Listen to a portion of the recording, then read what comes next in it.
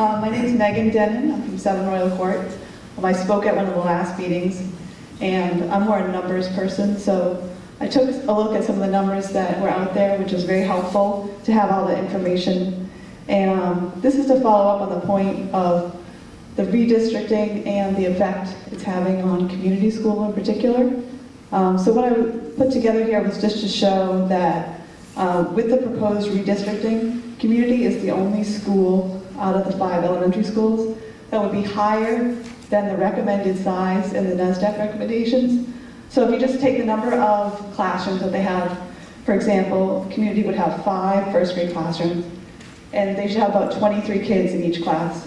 So they should have 115 first graders. In the current proposal, they'd have 122.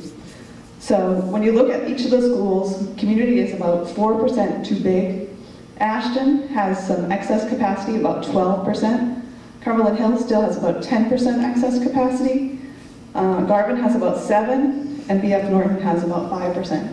So my point here is just that we're doing this redistricting, and we're leaving it at a point where one school has too many kids in it, and all the other schools still have some excess capacity in them.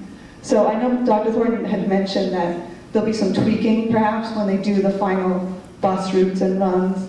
And I hope that you consider bringing some of the kids back to Cumberland Hill, because it does look like there is space available. And these are the kids that are going to community.